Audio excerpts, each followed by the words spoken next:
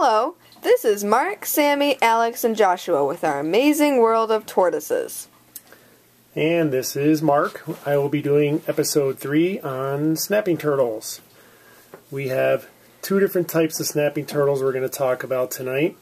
We have common snapping turtles, which you see here. Common snapping turtles are pretty much found throughout the entire United States.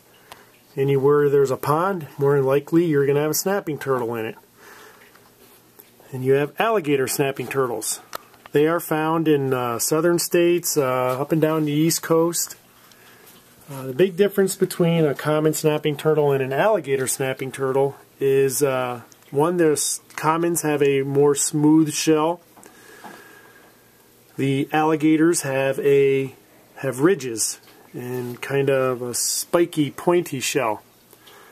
They both have very long tails, as you can see here. Now all these guys here were raised in captivity, so they aren't quite as aggressive as they normally would be in the wild. But you still need to be very, very careful if you're going to be handling a snapping turtle. Especially here in Michigan during the springtime, spring and early summer, when the females come out to lay their eggs. They're all over the place. You see them crossing roads, they're going through people's yards. A lot of people, try to play Good Samaritan, and they want to move the turtle off the road so it doesn't get hit by a car. If you feel like you need to pick up a snapping turtle, there's a correct way and an incorrect way of doing that. This is a larger common snapping turtle that we have. He's about 10 inches. You can kind of see how big he is, about the size of both of my hands. Generally, most people, when they pick up a turtle, they grab them on the side of the shell like this and just pick them up. That is not the correct way to pick up a snapping turtle. Their necks are very long. Their heads can come around and get you. And if they bite you, it's not going to be pretty. The best way to pick up a snapping turtle is by their tail. Now you can pick them up by the tail and move them if you're going to move them short distances. If you have to move them a long distance, it's a good idea to try to support their body with I use a net here. You can use a stick, a board or something. You want to try to avoid picking them up by the tail and supporting his whole body weight. That can dislocate bones in their tail, and it can actually hurt them, and you really don't want to hurt them if you can avoid it. So the way I do it is you want to grab the tail kind of as high as you can, and then you want to support underneath his body, and you can pick him up and then set him down again. I mean, you can pick him up, straight like that, but you don't want to carry him long distances like that. Commons, again, this guy's rather timid because he has been in captivity his whole life. I actually am able to hand feed this guy. Still got to be very careful though. But snapping turtles are very prehistoric looking. They have huge claws. This is his back leg here. And then his front leg, trying to be careful here so he doesn't get me. Those front claws, they use those claws to rip their prey apart that they're going to be eating. But you can see how fat this guy is here. He's definitely healthy. And like I said, he's kind of a timid guy. He's not super aggressive. So we're going to put him back here now.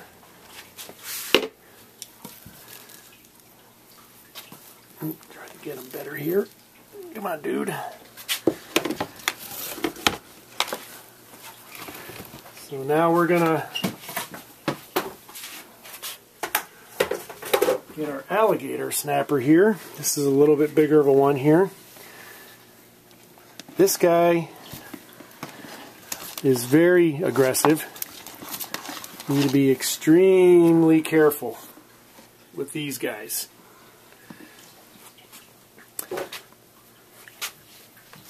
Alligator snapping turtles have very sharp beaks. The other major difference that defines an alligator snapping turtle is on the inside of their mouth, which he's showing you right now. There's a little lure in there. It's part of his tongue. Looks like a little red worm. What they do with that is they'll lay on the bottom of a pond with their mouth wide open like you see here, and they wiggle that lure, that little worm-like looking appendage on their tongue. And a fish swimming by will see that and thinks it's going to get a meal, and the fish will swim into the turtle's mouth and becomes the turtle's meal. That's the way they catch their fish. But again, alligator snapping turtles are very aggressive. They will eat anything they can get a hold of. They get very large. I think the largest one on record was almost 4 foot in diameter. There's actually a story I'll share with you where I grew up in New Jersey, the northwestern part of the state. There was a small river that they dammed up and made a community swimming hole out of. They put sand in there and made a beach, and people would go swimming. One day a 7-year-old boy was swimming and he went under the water and never surfaced. They didn't really know what happened. They dredged the bottom of the pond to try to find him, and they caught this huge snapping turtle, alligator snapping turtle. They killed the turtle and dissected it, and they did find the boy's remains inside the snapping turtle. So the snapping turtle literally came up underneath this little boy when he was swimming, pulled him under, drowned him, and then ate him. That sounds very, very bad, but that's what happened. So we'll see if we can get you a little close-up here of their mouth. Trying to be very careful.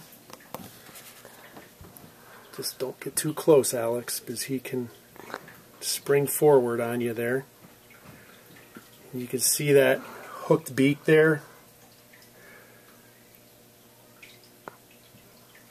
And again, their necks are very, very long. If you put your hands on, grab them by the side of their shell, they can come around and get you. You want to make sure you grab them by the back of the shell like this. Okay, we're going to put him away so he doesn't get too stressed out here.